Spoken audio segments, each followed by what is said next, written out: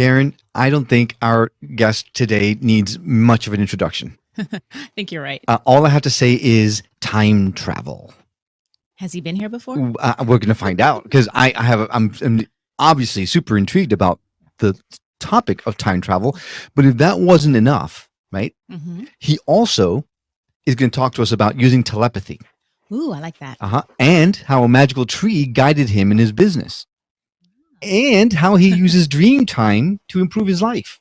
I don't even know what dream time is. Is that the time when you're dreaming? We're going to find out. And if that wasn't enough, he actually experimented with more than 50 different energetic healing techniques. And he's here today to talk to us about all of that. Wow. Are you ready? Yes. Well, strap in your seatbelts because this one is going to be a wild one. My name is Will. And I'm Karen. And unlike Mulder and Scully, we both want to believe. So we've embarked on a journey of discovery. We've talked to people deeply entrenched in the spiritual and metaphysical world. We've thrown ourselves into weird and wonderful experiences. I even joined a coven of witches. And wait, you joined a coven? Yep, all in the interest of finding something. Anything. That will prove that there's something beyond this physical, three-dimensional world we all live in. This is the Skeptic Metaphysicians. Welcome to the Skeptic Metaphysicians. I am excited today, as always, but especially today. Our guest has a background as a microbiologist. He was a pro cyclist and organized adventure retreats in the past, but now he's a time traveler and a quantum business coach and a 4-time best-selling author and host of the podcast, The Derek Loudermilk Show. Derek, I don't even have the words to say how excited I am to have you on the show today. Thanks for coming on. Will, it's great to be here. Thanks for having me. So have you been here before? Is this our first time together? It is, as far as I know. And the way that I see time travel is there's actually 2 different types of time travel. And I'm more experienced in the type which is expanding time and contracting time. Then there's also the type where you can travel backwards or forwards in time, at which, according to physics, and once you go into the higher dimensions, right, time really collapses to a single point. So the reason I started exploring time travel was so theoretically it should be possible to experience time travel, but what types of things would lead me to have that experience? How would I actually know how to time travel if I were to try? And so where I started was trying to expand and contract time and also arriving on time. And a lot of entrepreneurs that I work with, they have this feeling of I don't have enough time. Like they're always rushed, they're always busy. So I said, how can I always have enough time to get everything done that I need to do? So that's kind of where I started in my own exploration of time travel. That's a perfect question too, because nobody ever has enough time. I know I don't. Time is not on our side, that's for sure. So then you're talking about not actually going back and slapping high fives with Columbus, but rather expanding time so you have more time in your day to get all your tasks accomplished. Is that right? Yeah. And so I realized that one of the first things that early humans did was establish time and space coordinates. So they would build something like Stonehenge to establish and start mapping things. So they could say, okay, here's the terrain, here's the space we have dominion over, and here's how we're going to keep track of the progression of experiences, which is time. And as soon as you start mapping those things, you can start to control them. And then if you operate outside of looking at your watch, outside of time and outside of maps, and you're just sort of being in the present where you are, those constraints don't apply to you as much. It's almost a belief system which is causing you to operate in time and space. Interesting. So I remember when I was a kid and summertime would come along and it was forever, right? Summer was the longest time of the year and it was glorious, a glorious longest time of the year. And then school days were even longer. Now, as an older gentleman, I won't say my age because I don't want to make anyone jealous, but now summer times go by in a blip. Before you know it, we're bundling up for winter again. So how does our perception as we grow older alter our perception of time. I would venture to say if you were filling your days with as many new experiences as when you were a kid, that you might have the same experience of the speed of time. The way that I see it is time is helpful because it helps us track experiences and growth. And so if you're continually exposing yourself to novel things, you probably would get the same feeling as if when you were a kid. See, it was different for me though. Getting to summer is what took forever. It was like 2.5 years to get to summer, and then summer was like in 2 days. Because I was having so much fun, and they always say that time flies when you're having fun. That's what they say. So is that true? Yeah, and potentially, right? Because you're not aware you're having fun and you're in the present, right? You're in a flow state often. And so time is irrelevant. It could go by really fast or slowly, and you might not even know. And it's this being present with ourselves in the moment is part of what I've been able to do. And so a lot of people, right, you have a call, you have to make a podcast appointment, you have to be there on time, you have to, whatever it might be. And that's what gives us the feeling of, I think, being on the back foot of having to respond to the demands of the world. So the first experiment I did to try to prove to myself that I could time travel was I went to the gym and I wanted to do a long workout, maybe a 2-3 hour workout. And I only had 1 hour before dinner. And so I said, okay, I want to go to the gym and have as much time as I need for this workout without feeling rushed, without feeling like I had to check my watch. I specifically did not look at any time devices. And I ended up doing my full workout and arriving at home just right on time to wash my hands and sit down to dinner. And so, Will, I think maybe you and I are similar in that we like to explore, experiment to see if it works for us. And that early experiment, the first time you try something and it works, then you think, okay, well, what else can I try? Can I keep progressing with this? So is it like you have this experience and you're in that experience and you're experiencing that experience for as long as it takes? That's a lot of experience. And then time, it kind of adjusts itself accordingly? Like when you're done and you're done with the time? Yes, I think time can speed up and slow down for individuals without messing up the time stream for the whole collective. The next time I tried this, I wanted to focus on arriving on time or being in the right place at the right time. And so I spent a full day going on an adventure on a bike ride, a date with my wife. We went to a different state. We rode all day and we had to pick up my kid from school. And we didn't look, well, my wife might have, but I didn't look at the time all day. And I was the one in charge of making sure we got there. And it is stressful a little bit. You have to have some amount of faith in the universe that you're not going to, leave your kid and he's going to be there crying all by himself when you get there. But when we arrived, and there was lots of unexpected detours, right? Flat tires and wrong turns and all this stuff. We arrived at school pickup precisely on time. Like I was walking up to the school as he was walking out of school. And so there were people that arrived before me and there were people that arrived a little bit after me, but I was the only one who was precisely exactly on time. I don't know if I could do that. I would have been panicking. Like flat tire, are you kidding me? I'd have had a heart attack. Oh my God, the kid. Well, Karen, actually there is a practice, I should say, when we were doing these things, when I joined the coven, when I really dove in to try to figure this whole coven thing out, one of the things that they did was called bending time.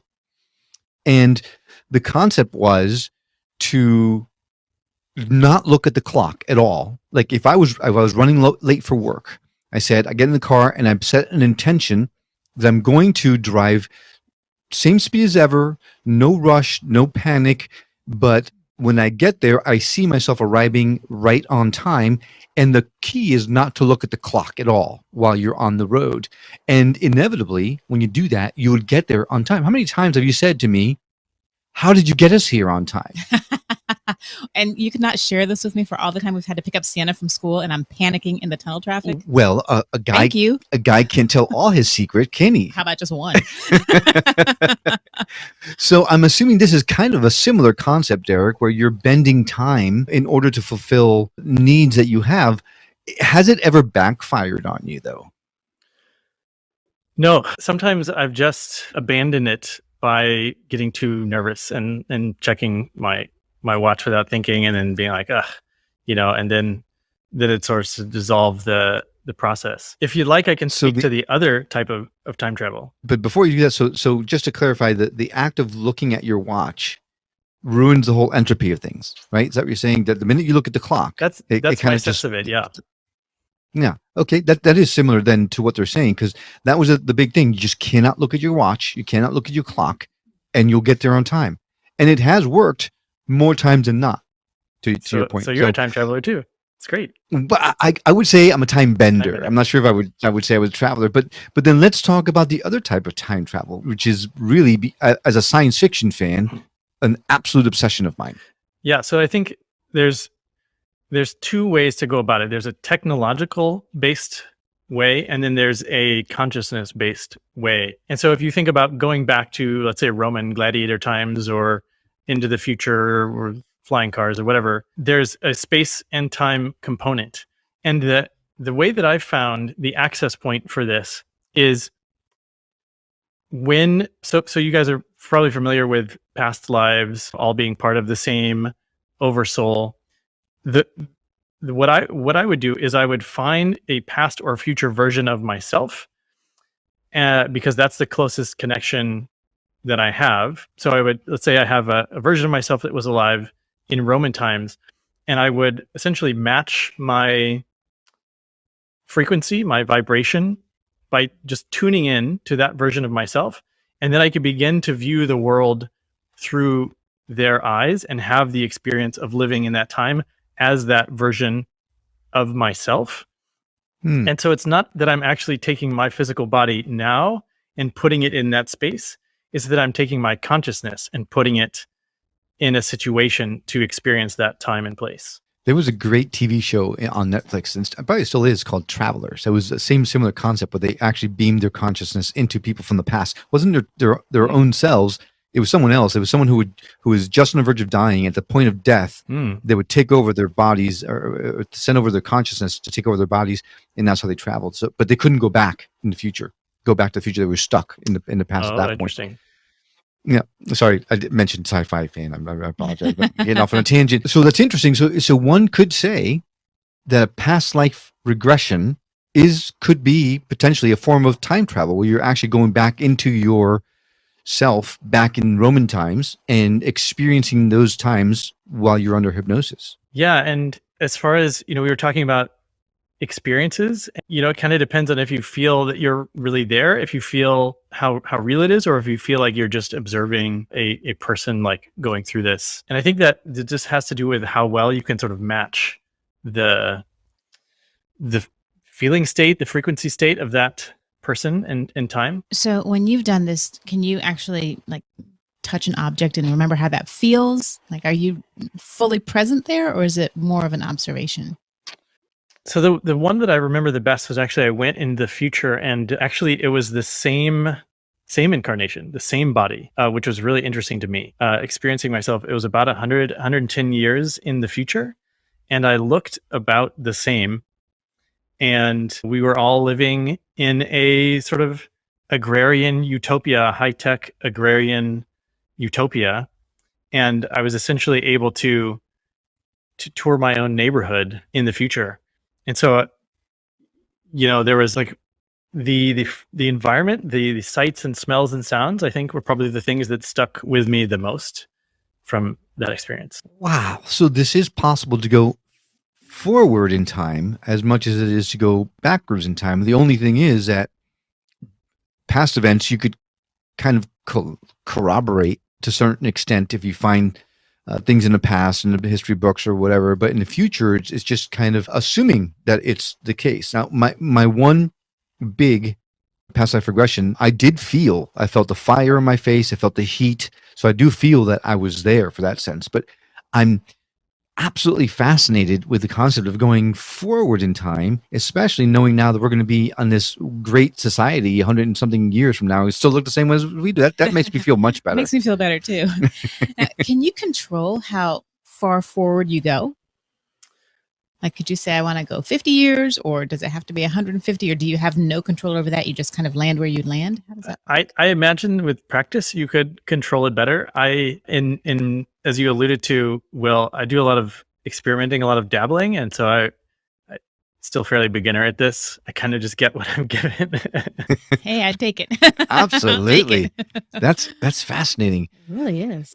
You mentioned the technological way of doing time travel as well, which we don't currently have, obviously. There's no time machine that I'm aware of unless H.G. Wells was onto something. It's a big box with lots of dials and gears. And Yeah, and I've seen it where it's like the chair you're in. I've also seen it was just like all the you go into this hot tub tube. Yeah, the hot tub time machine. Absolutely. There's all kinds of time machines, which we don't have. Makes me sad.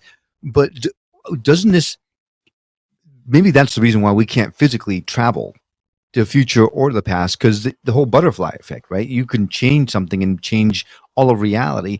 And that brings to mind something that Benji Scherer said to us, Karen, a while back, when he was talking about reality transurfing, where all time is happening at the same time, all at once. And it's just a matter of hopping from one film strip, so to speak, to another. Mm-hmm. Is that a similar concept to what you're thinking about? Or do we actually go back to our current timeline? Or, I mean, the question would be, is it a different dimension, or is it truly our own timeline? I think things can get messy. And from what I understand about timelines and time streams, there's probabilities for each one as an individual, and so for us as a collective, like the Earth humans timeline, and that many of these would just fail, right? If they lead to some sort of catastrophic event, or the non-progression of the evolution of consciousness, they would consider to be a failed timeline. And so we have no awareness of our alternate selves that are experiencing these sort of failed timelines. But I think there's that Marvel series Loki, and they talk about there's the time variance authority, and they're like trying to repair these offshoot timelines. I think it can get pretty messy, and if you have to go back and try to repair timelines, because it's just the computational understanding would need to be sort of nearly infinite. But I understand there is that time variance authority is probably alluding to an actual unit that works with a council, let's say an intergalactic council that keeps certain time streams within a bounds. Really? So you think that actually there is a council that actually works outside of time that helps to make sure the time stream is intact? Yeah, I've heard this from people who channel higher dimensional beings, and I've also heard it from people that work in the military. And so from sort of multiple sources, they refer to it generally as the Arcturian Time Council.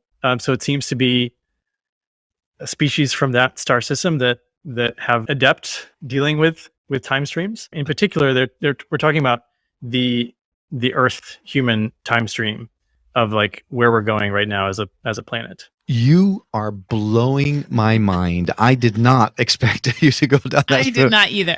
This is amazing. So, and it's just so happens we just talked to someone that does speak with ETs and different beings from different stars and things like that. She never mentioned that, but she did mention that there's several different races out there that do and routinely visit us to help us with our evolution and all this kind of stuff. And we don't have to go too far, though. Sticking with the Marvel universe, in the Avengers, when they're talking about, was it Endgame, I think it was, where if you make a change, the timeline splits off into its own different reality. So it could potentially be that there's an infinite number of us living infinite possibilities in different dimensions all at the same time. and it starts to make my mind all warpy. So I'm just going to stop here. The exponential growth, right? But what I think Yeah. is really fascinating here is that some of these blockbuster movies, there are organizations, like I interviewed a guy on my own show who works for this millennia old organization that is like the spiritual CIA, he calls it. And they will bankroll or fund films and release little drips of information to sort of make the public aware of things that are happening. And so TLS, it's the light system. And of course, we know that there, like on the other side, there are, people using movies for propaganda in other ways as well. So it's like, whenever you're watching a Hollywood production, I often have this undercurrent of like, are there any subtle messages or belief structures that are themes in this movie that one side or another is trying to bring into the sort of awareness of the masses? Well, that's interesting because I've always thought that when we see these, movies specifically about, alien invasions, and it's always, they're coming, they're killing us all, and they're very scary movies. And then the woman we spoke with a couple of weeks ago said, no, that's not how it's going to be. We actually have some people that are protecting us. So, but that's interesting because I'm like, I've always thought, are they preparing us? Should we be getting ready for something? Because all the movies are like that, and it freaks me out a little bit. I get the feeling that Derek is saying, yeah. I know this was not the conversation. Let's go back to time. So future, no, past. Let's go to the past. Safer there. How do you know this is real? Hey, that's my question. What? Sorry, Will. Well, I would say that because we're talking about it, it's real. Because now you and I are agreeing that it's something that we can share communication about the experience. If it was just me, perhaps there could be some question. But if we agree that it's real, then it becomes real. So I'm not 100% sure I agreed that it was real, first and foremost. we're just having a conversation, right? But I think it's real. I mean, I would love for it to be real. It certainly makes life a lot more interesting, a lot more fun. Oh my God, so many questions. And we are just on time travel. We've got a lot of other stuff we got to talk about. If someone wanted to experience time travel for themselves, what's the best way to do that in your estimation? Yeah, I think putting yourself in a state, in a feeling state of what it would be like for you to, and let's do the time bending side of things. Like if you wanted to always have enough time, if you wanted to always be on time, be in the right place at the right time for all the good things that are happening, there's a certain way that would feel for you to experience that. And so you would want to get very clear on what that is like for you, so that you know it very well, and then practice returning to that place. And I think what generally happens is that you'll tend to experience the world as someone where you finish everything on time, and so it just becomes less of an issue, the deadlines and the pressure and the scheduling and all that stuff, because of the way that you're showing up in the state that you're living in. So it sounds like there's a little bit of manifestation in there. I was thinking just that. So you manifest arriving on time. You have to know what it feels like to do that. Yeah. And then if we wanted to talk about the actual travel rather than bending, how did you accomplish it? Yeah, it's really similar to astral projection technique. There's even, even in some of the hypnosis apps or the brainwave audio apps, you can get someone to walk you into like you were talking about your past life regression, just a nice induction technique, a good visualization that it'll get you into particular brainwave state, which will allow you then to have that experience. Which is a surefire way of having Will not time travel, because I've been trying to astral project forever and never happened. So, okay, I'm happy living in the current. I'm not going to be bitter. You have to let go of the control. Let yourself get into that mind state. Right. Well, I'll send you an audio that you could try. Really? Oh, that would be amazing. Thank you. Yeah. Yeah, I'd appreciate that very much. Yeah. I've been trying for literally decades. But Oh, wow. anyway, so, well, I mean, we do have a lot more to talk about in terms of time travel, but I do want to get to the telepathy thing. You use telepathy on your son and your cat. Is it? I just watched the movie Men Who Stare at Goats, right? Is it like that where you just kind of stare at someone and you force them to do something, or do you communicate with them? How do you define telepathy? Well, your use of language there, forcing, is the thing that it's going to get in the way, actually. So There's always a thing that gets in my way. I'm right there with you. Like, the harder I try, the less it works. And I didn't know that I had telepathy until I met a woman who teaches animal telepathy. She works with Olympic horse jumping athletes and their horses, and she also works with Netflix and does the animals for shows and stuff like that. And she said, "Oh, I can teach you telepathy in just a few minutes." I was like, "Yeah, well, that would be amazing. Like, please do." And it's, again, she has a particular way of getting people into a state where they're open enough to receive information. And she was teaching me live on Instagram how to do this. So I believe it's still on her Instagram account. Her name's Dita Young. She's from Denmark. And so she had me practice. She held up pictures of horses, and these were clients of hers. So she knew their complete medical history. And so she had me diagnose these horses by, what's wrong with this horse? Just showing a picture. And I would say, "Oh, it has a weird impingement in its neck on the left side, and it's not placing its weight enough on the back foot because of a tweak in the hips." And I don't really know how I knew this stuff, but I was right. I was 100% accurate my first try. 100%. Wow. And so she said, "Yeah, I can verify all this because I have the medical history of the horses right here." And I thought, "Oh my gosh, that's too easy. It's so easy." Just by doing it, you did it? Well, so having her there, sort of encouraging me, like, okay, now, is there anything with his digestion, or how's his digestion? She actually tried to trick me a couple times. She was like, "Does this horse like other horses or not?" And I was like, "Yeah, he does." And she's like, "Okay, good, you got it." But so the challenging thing for me was knowing which was my own thoughts and which were the thoughts of the horses, because they both sounded like me.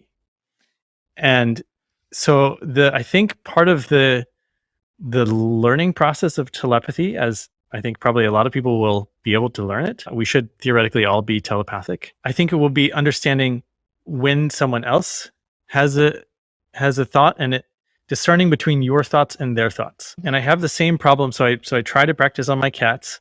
One of my cats will come up to me and look at me, and I'll be like, "I should go let the other cat in from the rain." And then I'm like, "Did you just tell me to go let your friend in from the rain?" And this has happened so many times that I realize that's how one of my cats communicates with me. But at first I always think that it's my own idea. And then I realize after a minute that it's coming from my pet. Wow. Can you put your ideas into your pet? Like, could you say, "Go lay down over there," and it does? Sometimes. Yeah. I can invite them to come sit with me, or I can tell them, I refilled your bowl. Like, you can go drink it now, and they'll go, or they'll come and sit on my lap. But it's, again, I think if I'm trying hard, it doesn't work, or maybe they're not paying attention. Maybe they're just too busy and they don't pick up my telepathy. I knew that my cats were telepathic. I knew it. I knew it, Karen, and I told you about it a long time ago. But You did? now, yes, I did. Maybe I sent you telepathic. Maybe I thought it was just me. So, I mean, I have sat, I can't tell you the amount of times that someone, those cards, those flashcards, it's a star, it's a circle, it's a square, it's a guy sitting on a chair. And my success rate on those is like 1 in 152, right? I guess I just don't trust myself enough, or is it just that you have to have someone there that has these skill sets that allow you to bring yours out?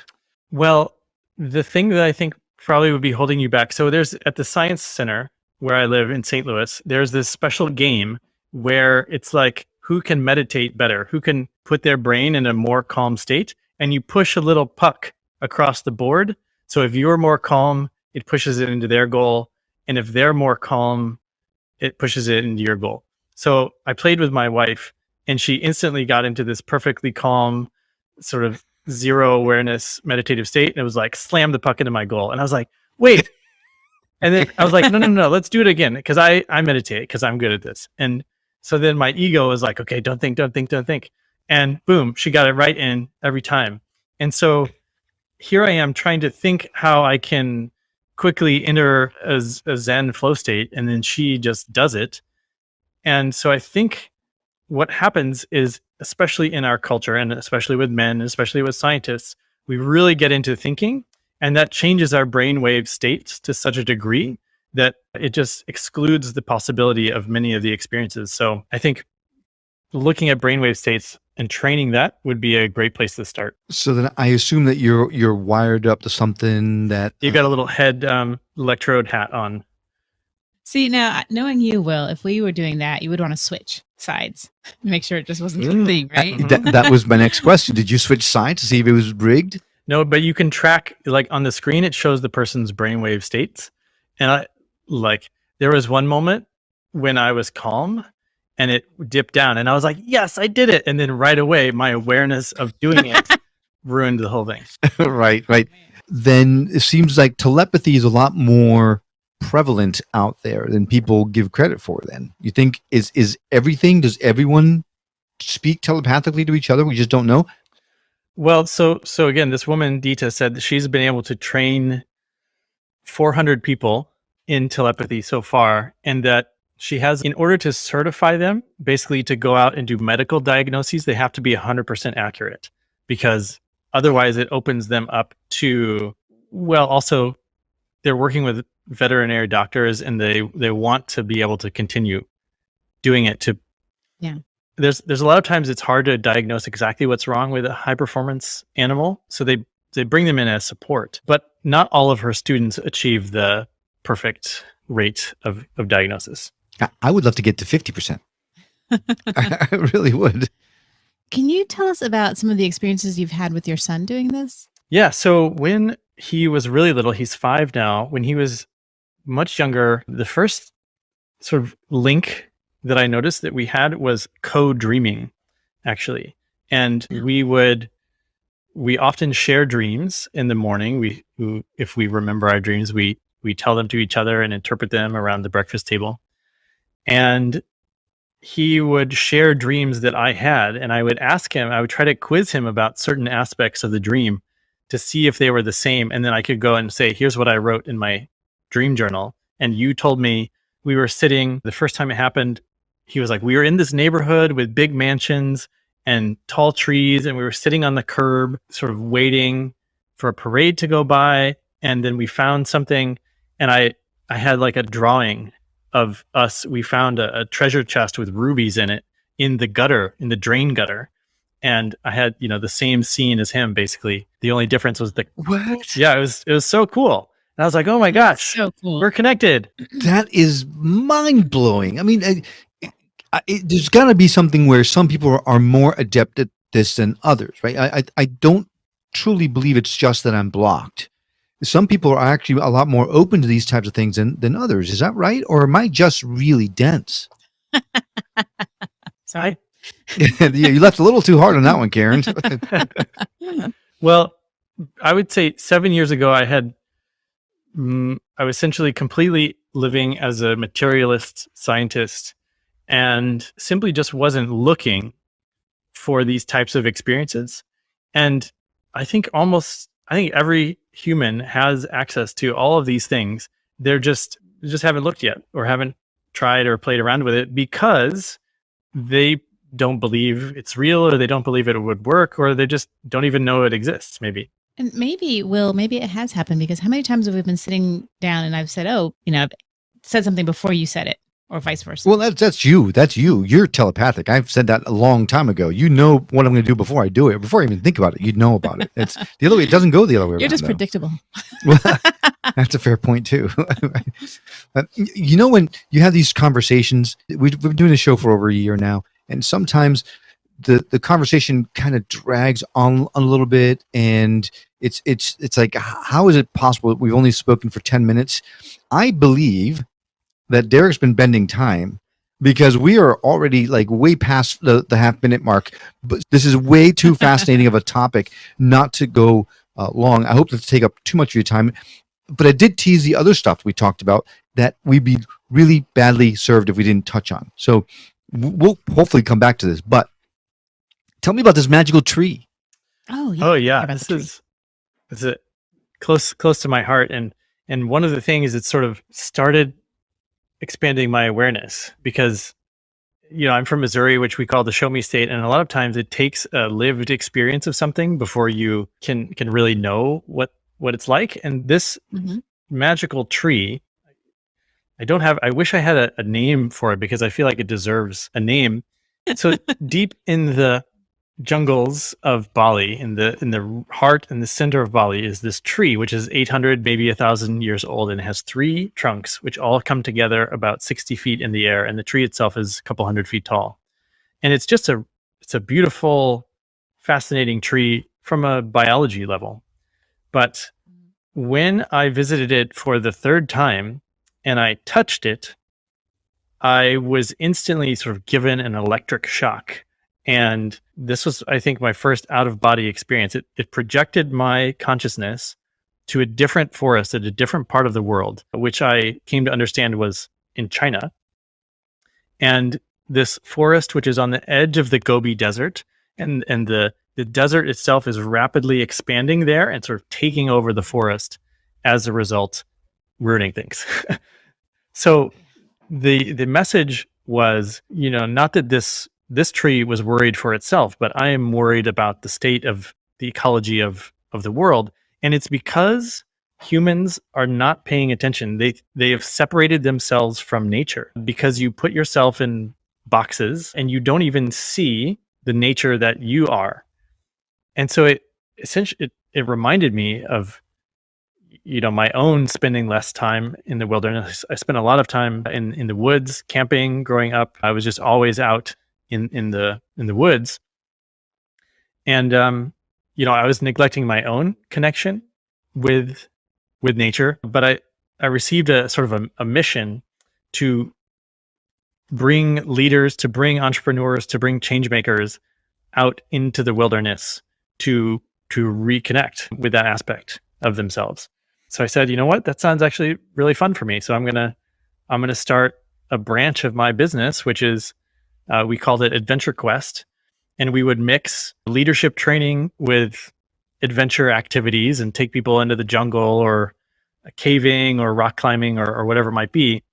And we would challenge them physically, but also, immerse them right in a wild place so that they could, let their let's call it domestication wash away for a moment. One of my favorite books is The Celestine Prophecy. And he talks about a lot about plants and the energies that come from plants and to plants, from each other and from us.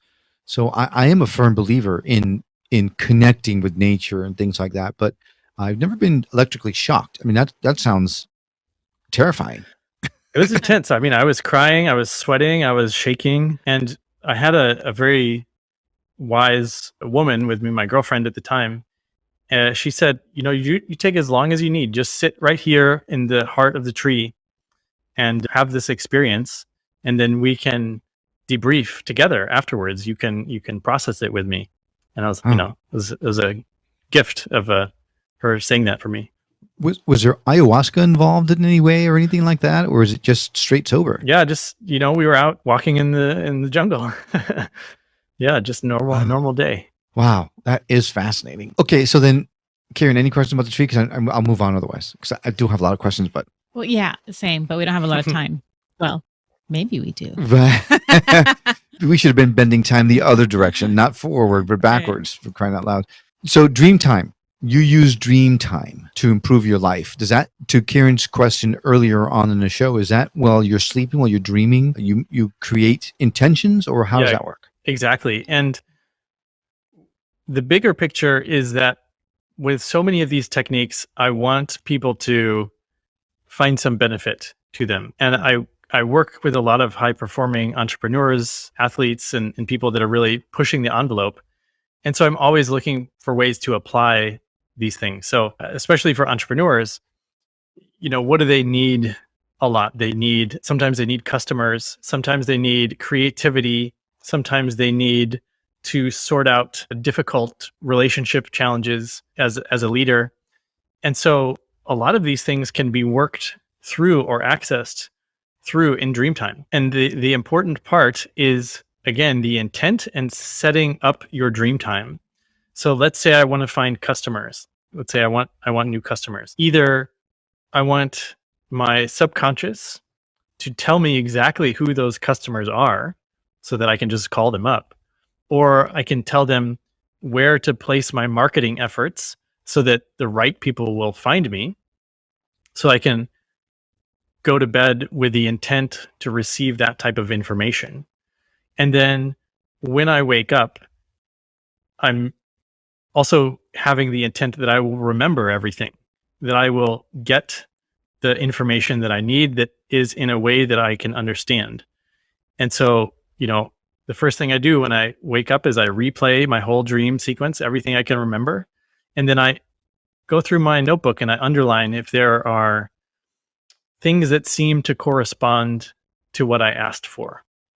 Because a lot of times people will show up, or you'll be in some random location in your dream and it's not relevant at all. It's just, who knows how it got there.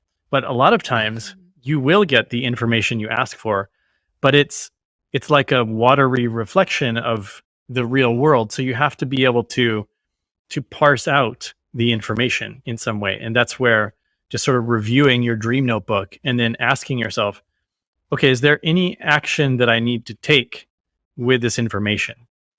I asked, should I sell my business right now? Is this a good time to sell it?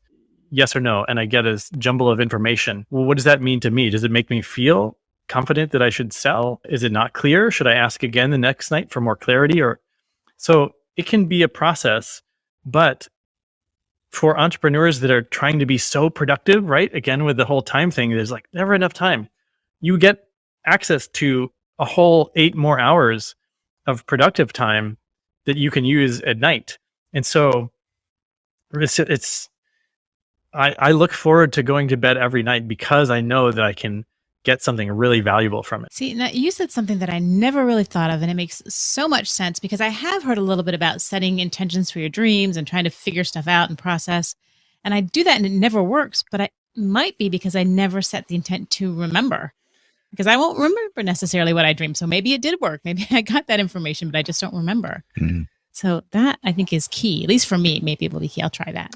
Yeah, absolutely. And being prepared, right? Knowing that, okay, as soon as I wake up, I'm going to hold on to as much as I can because they do drift away so quickly in the morning. Mm-hmm. Now, you are a quantum business coach, right? You do this kind of thing. You help people to tap into the 8 hours that they're sleeping. You help people to really connect with their time bending abilities. And I mean, so much more.